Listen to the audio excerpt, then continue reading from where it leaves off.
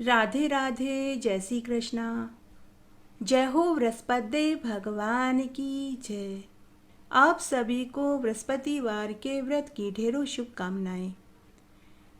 बृहस्पति भगवान इस व्रत को करने वाले की सभी इच्छाएं पूरी कर देते हैं। धन संपत्ति की इच्छा रखने वाले को धन देते हैं, निसंतानों को पुत्र देते हैं, कुंवारे लड़के लड़कियों का शीघ्र विवाह करा देते हैं और मोक्ष की इच्छा चाहने वाले को अंत में मोक्ष प्रदान कर देते हैं। इस व्रत को करने से घर में सुख शांति बनी रहती है। बृहस्पति भगवान उसकी सभी मनोकामनाओं को पूरी कर देते हैं। बोलिए बृहस्पति भगवान की जय। आइए अब हम बृहस्पतिवार के व्रत की पुण्य फल देने वाली कथा का श्रवण करते हैं। प्राचीन समय की बात है। भारत में एक राजा राज्य करते थे। वे बड़े ही प्रतापी और दानी थे। नित्य प्रति मंदिर में भगवत दर्शन करने जाते थे। वे ब्राह्मण और गुरु की सेवा करते थे। उसके द्वार से कोई भी याचक निराश होकर नहीं लौटता था। वह प्रत्येक गुरुवार को व्रत रखता, बृहस्पति भगवान का पूजन करता और गरीबों को दान दिया करता था। परंतु यह सारी बातें उसकी रानी को अच्छी नहीं लगती थी। वह न तो व्रत करती थी और न ही किसी को एक पैसा भी दान में देती थी। वह राजा से भी ऐसा करने को मना किया करती थी। तब एक बार की बात है, राजा शिकार खेलने वन में गए हुए थे। घर पर दासी और रानी अकेली थी। उस समय गुरु बृहस्पति जी साधु का रूप धारण करके राजा के दरवाजे पर भिक्षा मांगने आए। साधु ने रानी से भिक्षा मांगी तो रानी बोली कि हे साधु महाराज, मैं इस दान पुण्य से तंग आ गई हूँ। इस कार्य के लिए तो मेरे पति देव ही बहुत हैं। अब आप ऐसी कृपा करें कि मेरा यह सारा धन नष्ट हो जाए और मैं आराम से जीवन जी सकूं। साधु रूपी बृहस्पति देव रानी से बोले कि हे देवी, तुम तो बड़ी विचित्र हो। संतान और धन से तो कोई दुखी नहीं होता, इसको तो सभी चाहते हैं। पापी भी पुत्र और धन की इच्छा करता है।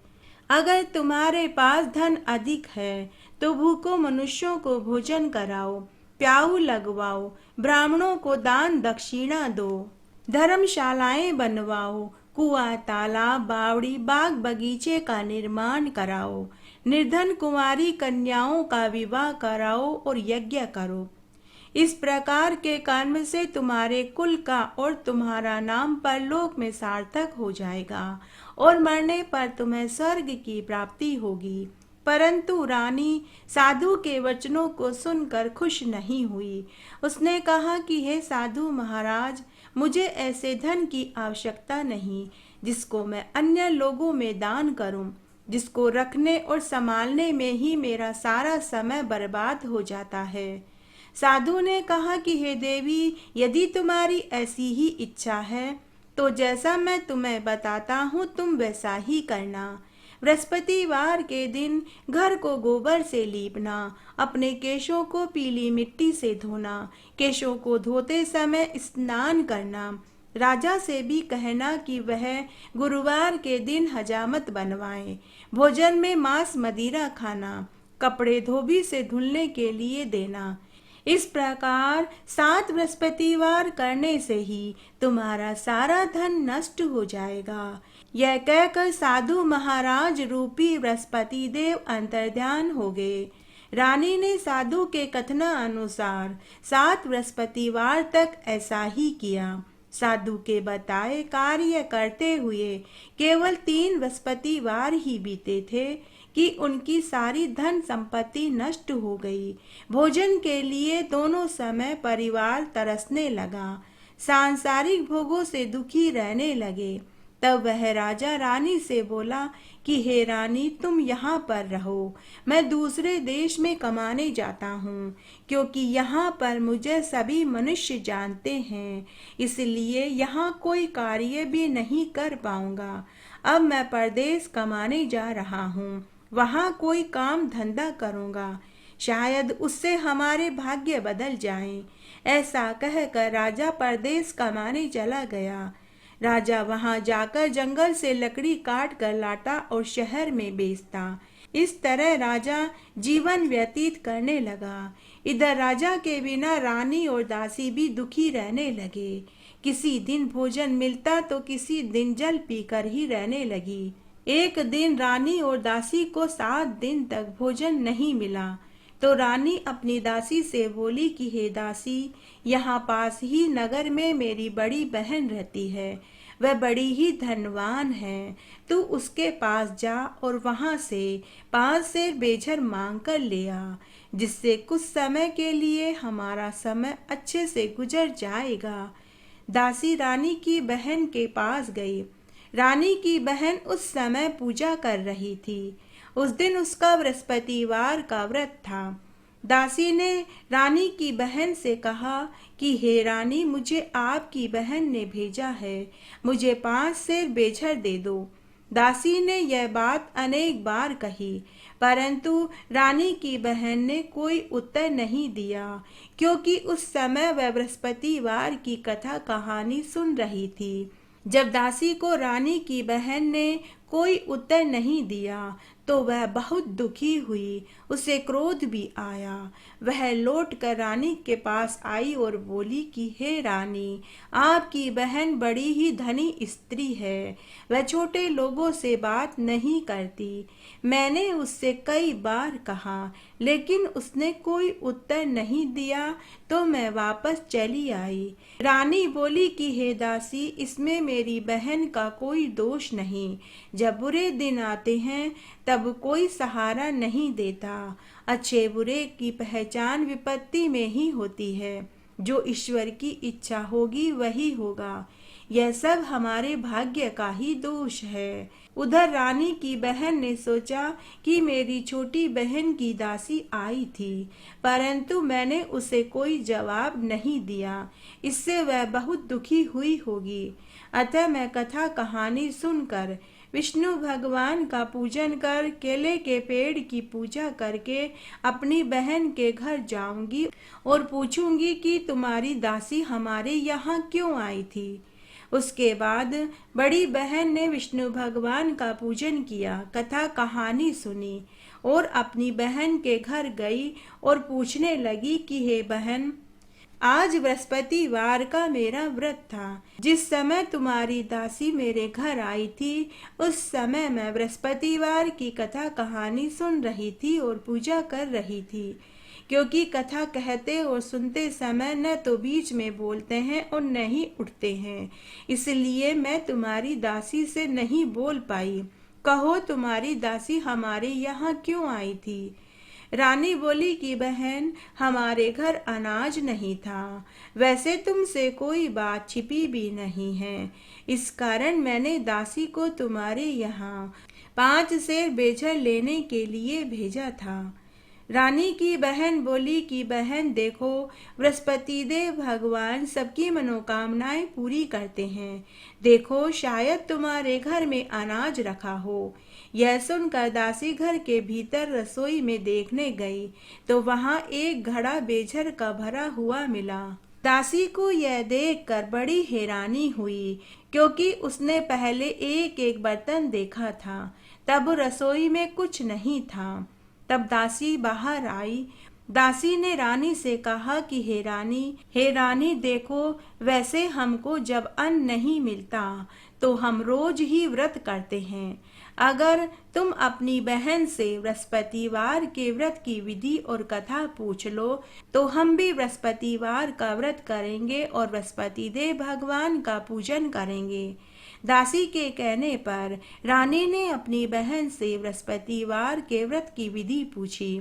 तब बड़ी बहन ने कहा कि हे बहन, बृहस्पतिवार को सूर्य उदय से पहले उठकर स्नान करके बृहस्पतिवार के व्रत का संकल्प करना चाहिए, लेकिन उस दिन सिर नहीं धोना चाहिए।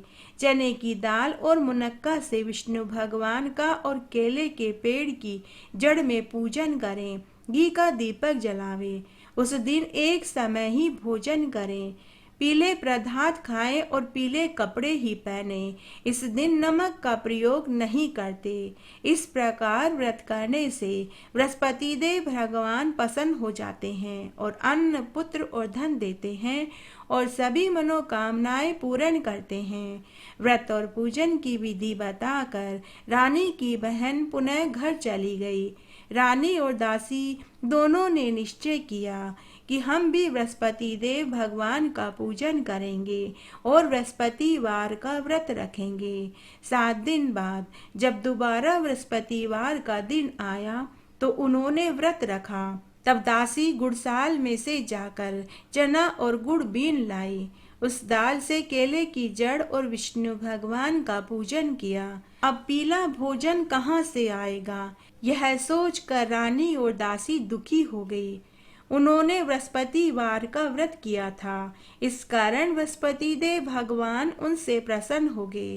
बृहस्पति देव भगवान एक साधारण व्यक्ति का रूप बनाकर 2 थाल में सुंदर पीला भोजन लेकर गए और दासी से बोले कि हे दासी, यह भोजन तुम्हारे और तुम्हारी रानी के लिए है, तुम दोनों व्रत खोल लेना। दासी भोजन पाकर बड़ी खुश हुई और भीतर आकर रानी से बोली कि हे रानी, आओ भोजन कर लो। रानी को भोजन आने के बारे में कुछ पता नहीं था, इसलिए वह दासी से बोली कि जा तू ही भोजन कर, क्योंकि तू व्यर्थ में ही मेरी हंसी उड़ा रही है। दासी बोली कि हे रानी, अभी थोड़ी देर पहले एक व्यक्ति भोजन देकर गया है। रानी बोली कि वह भोजन तो तेरे लिए ही देकर गया होगा, तू ही भोजन कर ले। दासी ने कहा कि नहीं रानी, वह व्यक्ति हम दोनों के लिए 2 थाल में भोजन देकर गया है, इसलिए हम दोनों साथ साथ भोजन करेंगे। तब रानी और दासी ने बृहस्पति भगवान को प्रणाम किया और भोजन कर लिया। उसके बाद वे प्रत्येक बृहस्पतिवार को गुरु भगवान का व्रत और पूजन करने लगी। बृहस्पति भगवान की कृपा से उनके यहाँ धन धान्य हो गया, परंतु रानी फिर से आलस्य करने लगी। तब दासी बोली कि देखो रानी, तुम पहले भी इस प्रकार आलस्य करती थी, तुम्हें धन के रखने में कष्ट होता था, इस कारण सभी धन हमारा नष्ट हो गया। अब बृहस्पति भगवान की कृपा से पुनः हमें धन धान्य की प्राप्ति हुई है, तो तुम फिर से आलस्य मत करो। बड़ी मुसीबतों के बाद हमने यह धन पाया है, इसलिए हमें दान पुण्य करना चाहिए।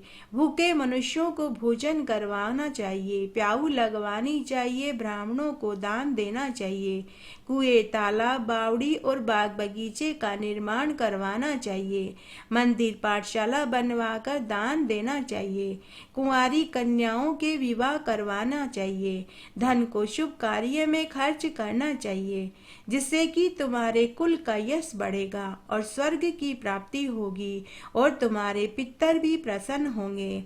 दासी की बात मानकर रानी ने ऐसा ही किया, जिससे उनका यश 10 दिशाओं में फैलने लगा। एक दिन रानी और दासी आपस में विचार करने लगी कि न जाने राजा किस दशा में होंगे। उनकी कोई खोज खबर भी नहीं मिली। गुरु भगवान से उन्होंने प्रार्थना करी कि हे ईश्वर, हमारे राजा वापस लौट आए। तब उसी रात्रि को बृहस्पति भगवान ने राजा को स्वप्न में दर्शन देकर कहा कि हे राजा, उठ, तेरी रानी तुझे याद करती है, अब तू वापस अपने राज्य में लौट जा। सुबह राजा प्रातःकाल सोकर उठा। जंगल से लकड़ियां काटकर लाने के लिए वह जंगल की ओर चल पड़ा। जंगल से गुजरते हुए वह सोचने लगा कि रानी की गलती से उसे कितने दुख उठाने पड़ रहे हैं।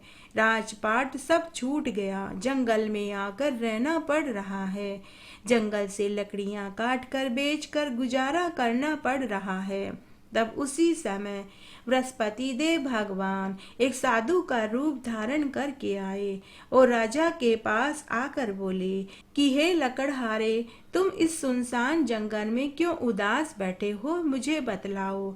यह सुनकर राजा की आंखों से आंसू बहने लगे और साधु की वंदना करके बोला कि हे प्रभु, आप सब कुछ जानते हैं।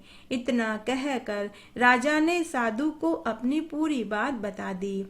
हे साधु महाराज, आप बड़े ही दयालु हैं। साधु वेश में बृहस्पति भगवान राजा से बोले कि हे राजा, तुम्हारी रानी ने बृहस्पतिवार के व्रत और बृहस्पति देव का अपमान किया था, जिसके कारण तुम्हारी यह दशा हुई है। अब तुम किसी प्रकार की चिंता मत करो, भगवान तुम्हें पहले से भी अधिक धन देंगे। देखो, तुम्हारी पत्नी ने बृहस्पतिवार का व्रत करना शुरू कर दिया। अब तुम भी बृहस्पतिवार का व्रत करके चने की दाल व गुड़ और जल के लोटे में डालकर केले के पेड़ का पूजन करो। बृहस्पतिवार की कथा कहानी सुनो। बृहस्पति देव भगवान तुम्हारी सारी मनोकामनाओं को पूर्ण कर देंगे। साधु को प्रसन्न देखकर राजा बोले कि हे प्रभु, मुझे लकड़ी बेचकर इतना पैसा नहीं मिलता जिससे कि मैं भोजन करने के बाद कुछ पैसे बचा सकूं।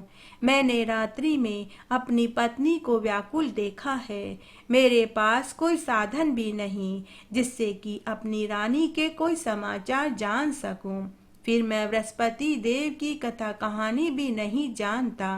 मुझे तो बृहस्पतिवार के व्रत की विधि भी नहीं मालूम। साधु रूप में बृहस्पति देव राजा से बोले कि हे राजा, तुम किसी बात की चिंता मत करो। बृहस्पतिवार के दिन तुम रोजाना की तरह लकड़ियां लेकर शहर में जाओ। तुम्हें उस दिन दुगना धन प्राप्त होगा, जिससे तुम भली भांति भोजन कर लोगे और बृहस्पति देव की पूजा का सामान भी आ जाएगा। और बृहस्पतिवार के व्रत की कथा इस प्रकार है, जो मैं तुम्हें सुनाता हूँ। प्राचीन काल में एक बहुत ही निर्धन ब्राह्मण था। उसके कोई संतान नहीं थी। वह नित्य पूजा पाठ करता, परंतु उसकी स्त्री बहुत मलिनता के साथ रहती थी। वह न स्नान करती थी और न ही किसी देवता का पूजन करती थी।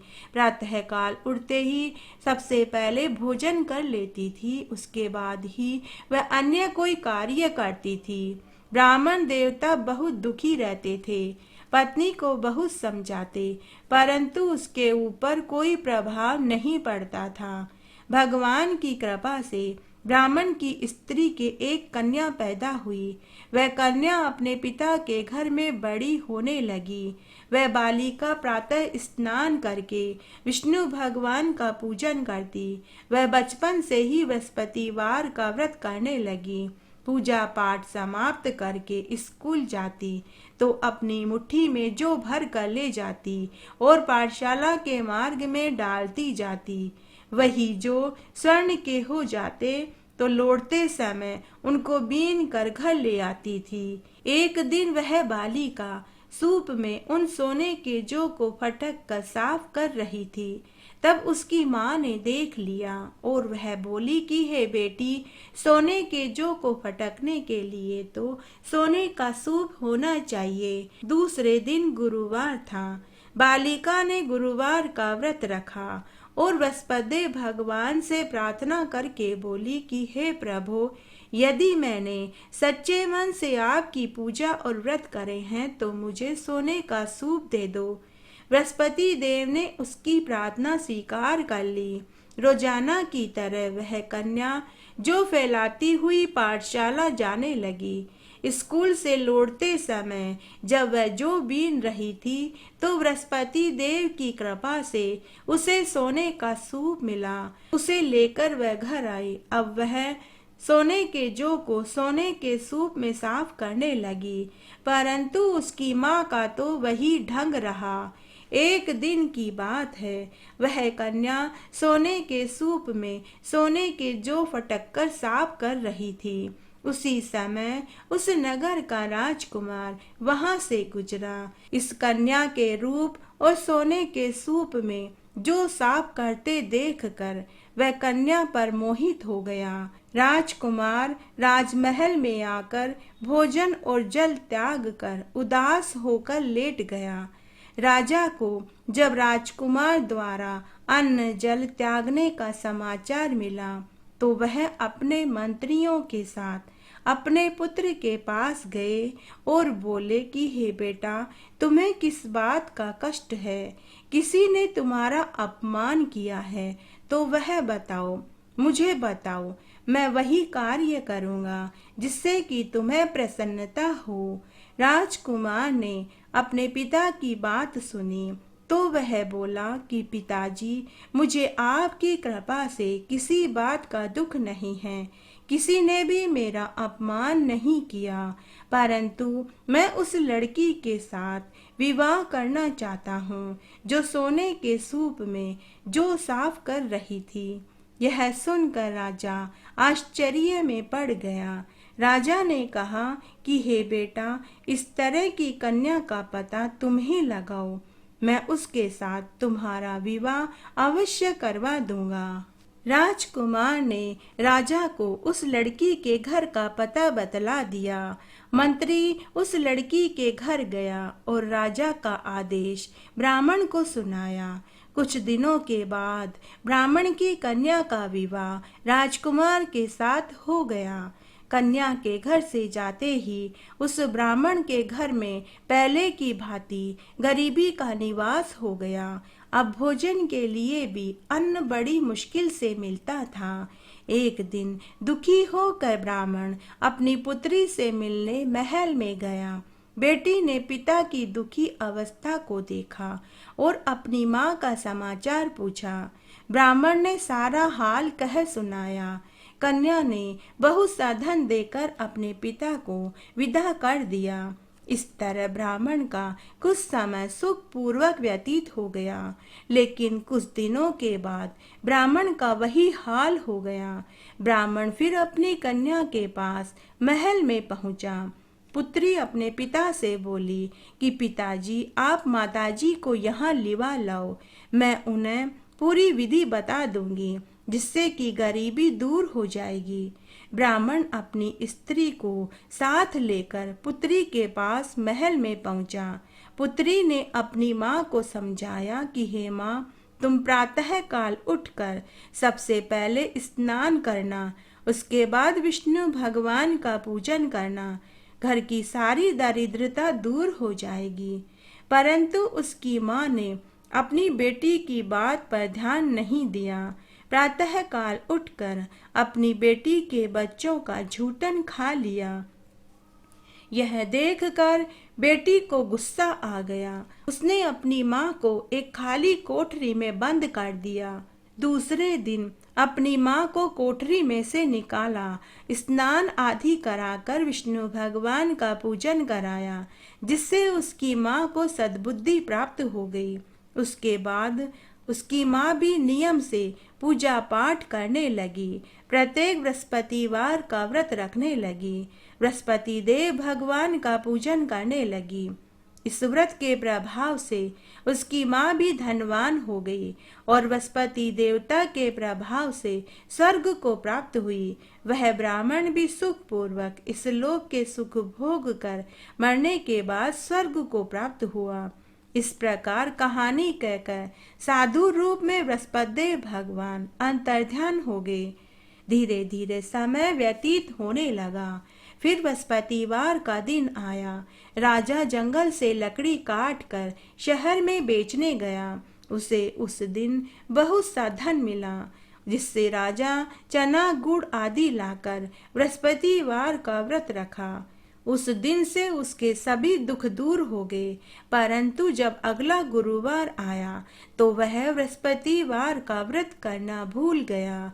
इससे बृहस्पति भगवान रुष्ट हो गए। उस दिन उस नगर के राजा ने विशाल यज्ञ का आयोजन किया था और अपने समस्त राज्य में यह घोषणा करवाई थी कि कोई भी मनुष्य अपने घर में भोजन न बनावे तथा आग भी न जलावे। सभी लोग मेरे यहाँ भोजन करने आए। इस आज्ञा को जो नहीं मानेगा उसको मैं फांसी की सजा दे दूंगा। राजा की आज्ञा अनुसार राज्य के सभी लोग राजा के महल में भोजन करने गए, लेकिन लकड़हारा कुछ देर से पहुंचा, इसलिए राजा उसे अपने साथ महल में ले गए। जब राजा लकड़हारे को भोजन करा रहे थे तो रानी की दृष्टि उस खूंटी पर पड़ी जिस पर उसका 9 लखा सोने का हार लटक रहा था। उसे हार खूंटी पर दिखाई नहीं दिया। रानी ने निश्चय कर लिया कि इसी लकड़हारे ने मेरा हार चुराया है। उसी समय सैनिक बुलाकर उसे जेल में डलवा दिया। जब लकड़हारा जेल खाने में गया तो बहुत दुखी होकर विचार करने लगा कि न जाने कौन से पूर्व जन्म के कर्म से मुझे यह दुख देखना पड़ रहा है। और वह उसी साधु को याद करने लगा जो जंगल में मिला था। उसी समय बृहस्पति देव साधु के रूप में वहां प्रकट हो गए और उसकी दशा को देखकर कहने लगे कि अरे मूर्ख, तूने बृहस्पति देवता की कथा नहीं करी और न ही बृहस्पतिवार का व्रत किया, इसी कारण तुझे दुख प्राप्त हुआ है। अब तू चिंता मत कर। बृहस्पतिवार के दिन जेल खाने के दरवाजे पर तुझे 4 पैसे पड़े मिलेंगे।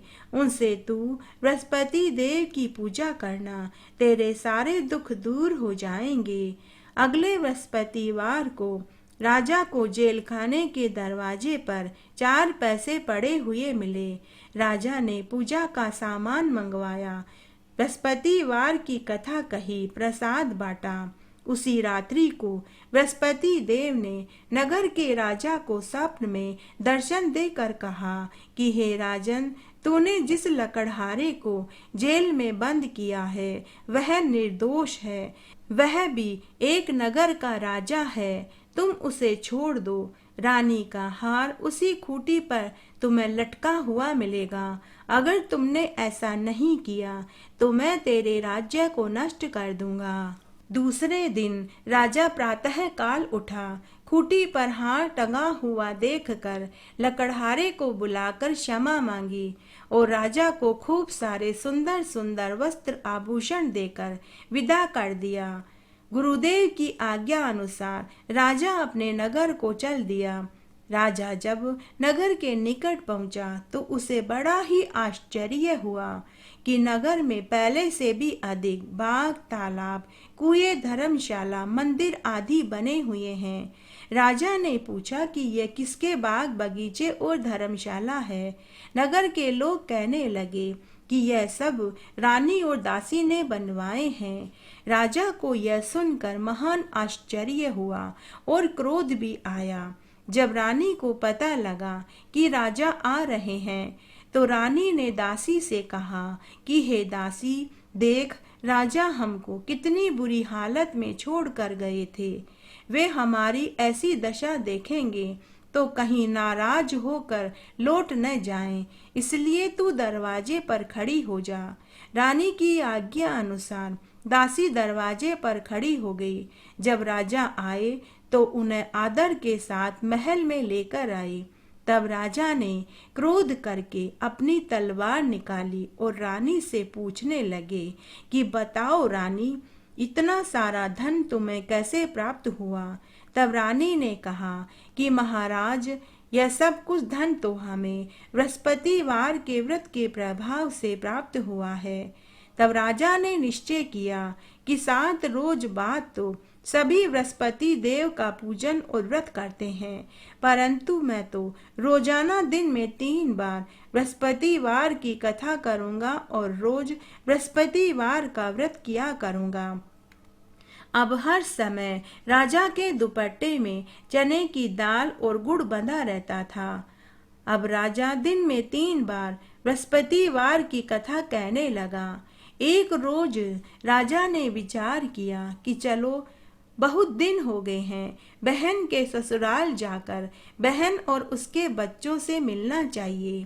इस तरह निश्चय करके राजा घोड़े पर सवार होकर अपनी बहन के ससुराल की ओर चल दिया। मार्ग में राजा ने देखा कुछ आदमी एक मुर्दे को ले जा रहे थे। राजा ने उन्हें देखकर कहा, अरे भाइयों, मेरी बृहस्पतिवार की कथा कहानी सुन लो। तो वे लोग बोले कि लो हमारा तो आदमी मरा है और इसको अपनी कथा की पड़ी है। तो कुछ समझदार आदमी बोले कि हम इसकी कथा कहानी सुन लेते हैं, इससे बिगड़ भी क्या जाएगा, मुर्दे को हम बाद में जला देंगे। तब राजा ने दाल और गुड़ निकाली और कथा कहनी शुरू करी। जब कथा आधी हुई तो मुर्दा हिलने लगा। कथा समाप्त हुई तो मुर्दा राम राम कहते हुए उठकर खड़ा हो गया। सभी लोगों को बड़ा आश्चर्य हुआ। उसके बाद राजा आगे चल दिया। चलते चलते शाम हो गई। तभी मार्ग में राजा को एक किसान खेत में हल चलाता हुआ मिला। राजा ने किसान से कहा कि अरे भाई, तुम मेरी बृहस्पतिवार की कहानी सुन लो। किसान बोला, जब तक मैं तेरी कथा सुनूंगा तब तक तो मैं 4 खेत जोत लूंगा। जा तू अपनी कथा किसी और को सुना दे। राजा वहां से आगे चलने लगा। राजा के हटते ही बैल पछाड़ खाकर गिर पड़े और किसान के पेट में जोरों से दर्द होने लगा। उसी समय किसान की माँ अपने बेटे के लिए रोटी लेकर खेत पर आई। जब उसने अपने बेटे और बैलों की दशा देखी तो उससे पूरी बात पूछी। बेटे ने पूरी बात अपनी माँ को बता दी। बुढ़िया माई बड़ी समझदार थी। वह भागी भागी राजा के पीछे गई और बोली कि मैं तेरी कथा सुनने को तैयार हूँ, लेकिन तू अपनी कथा मेरे खेत पर चलकर ही कहना। राजा ने लौटकर बुढ़िया के खेत पर जाकर बृहस्पतिवार की कहानी सुनाई, जिसके सुनते ही बैल उठकर खड़े हो गए और किसान के पेट का दर्द भी सही हो गया। उसके बाद राजा अपनी बहन के ससुराल में पहुंचा। बहन ने अपनी भाई की खूब खातिरदारी करी। दूसरे रोज प्रातःकाल राजा जब सोकर उठा तो उसने देखा कि महल में सभी लोग भोजन कर रहे थे। राजा ने अपनी बहन से पूछा कि क्या कोई ऐसा मनुष्य है जिसने भोजन न किया हो। मैं उसे अपनी बृहस्पतिवार की कथा सुनाना चाहता हूँ। तो बहन अपने भाई से बोली कि भैया, यह देश ऐसा ही है। पहले यहाँ लोग भोजन करते हैं, बाद में अन्य कार्य करते हैं, लेकिन अगर कोई पड़ोस में हुआ तो मैं देखकर आती हूँ। ऐसा कहकर बहन देखने चली गई, परंतु उसे कोई भी ऐसा व्यक्ति नहीं मिला जिसने भोजन न किया हो। तब वह एक खुमार के घर गई जिसका लड़का बीमार पड़ा था। उसे मालूम हुआ कि उनके यहाँ 3 दिन से किसी ने भोजन नहीं किया। रानी ने अपने भाई की बृहस्पतिवार की कथा सुनने के लिए खुमार से पूछा तो खुमार राजी हो गया। राजा ने खुमार के घर जाकर उन्हें बृहस्पतिवार की कहानी सुनाई, जिसे सुनकर खुमार का लड़का ठीक हो गया। अब तो राजा के बृहस्पतिवार के व्रत और कथा कहानी की सब जगह प्रशंसा होने लगी। एक दिन राजा अपनी बहन से बोला कि बहन, अब मैं अपने घर वापस जा रहा हूँ, तुम भी कुछ दिनों के लिए मेरे साथ चलो।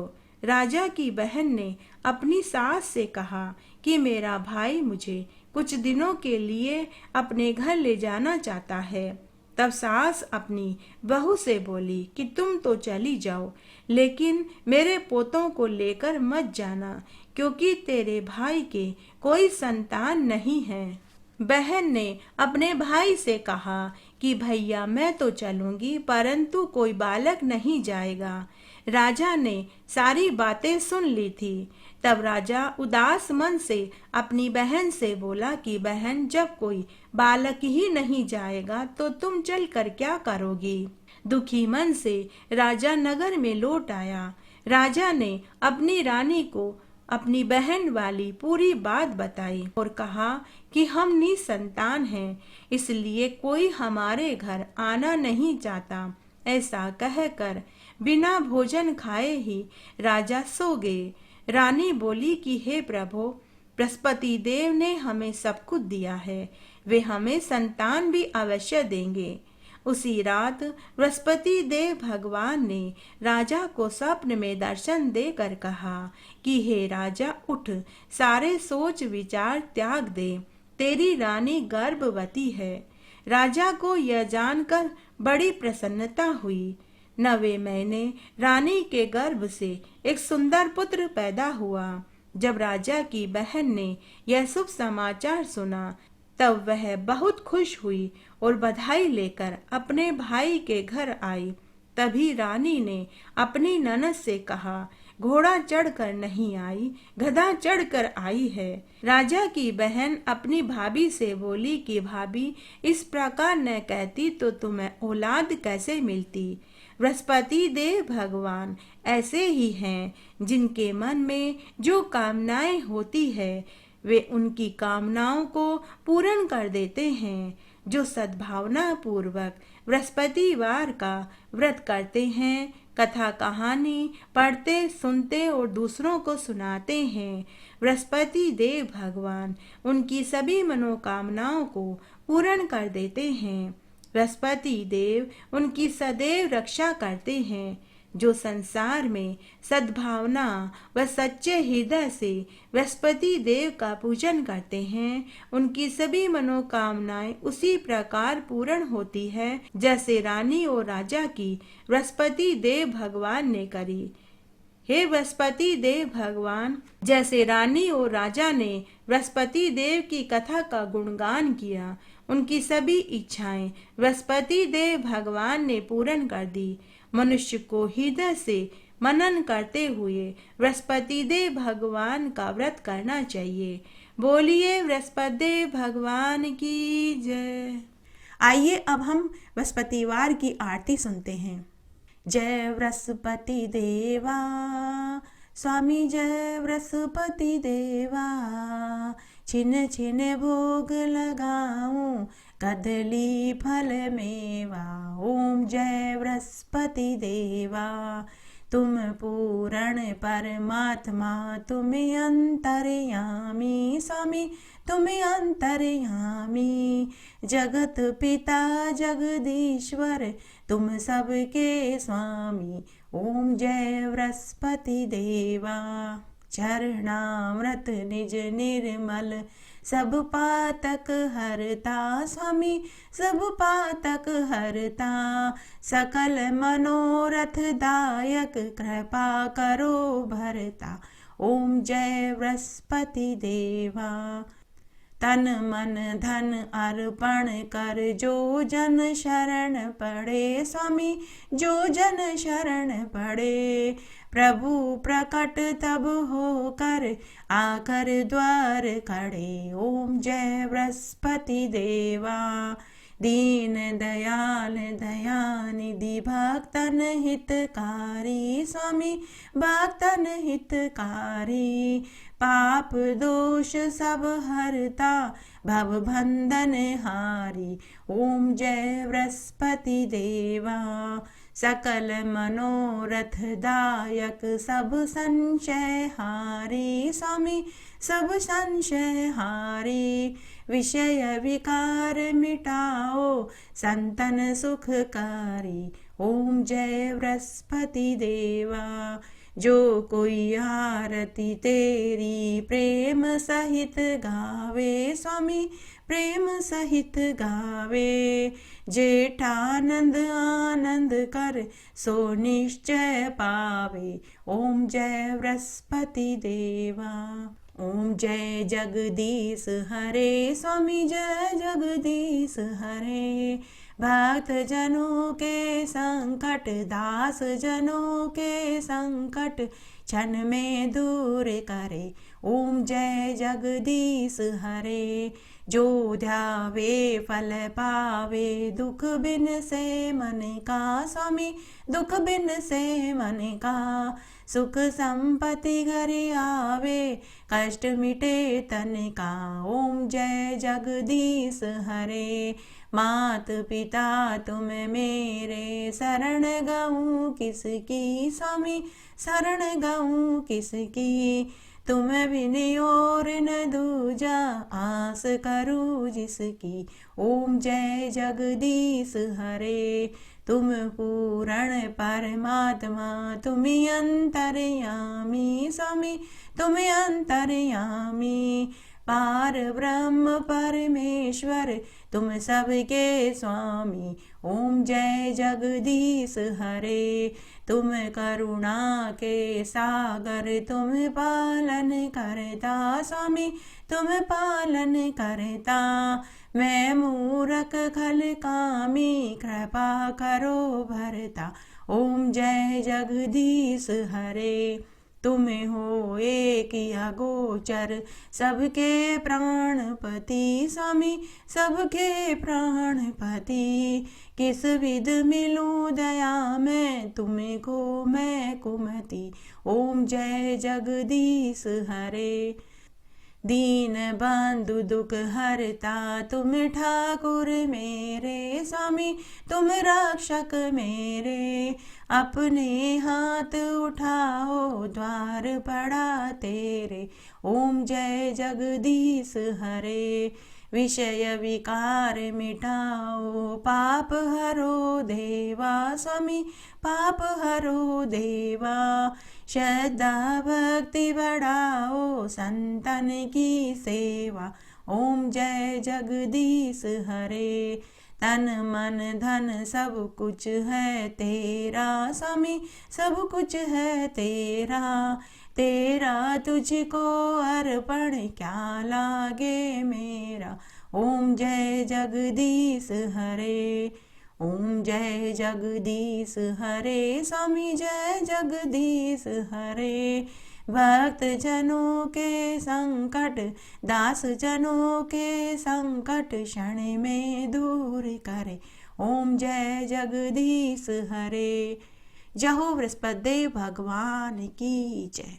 इस तरह आज हमने बृहस्पतिवार के व्रत की संपूर्ण व्रत कथा सुनी। धन्यवाद।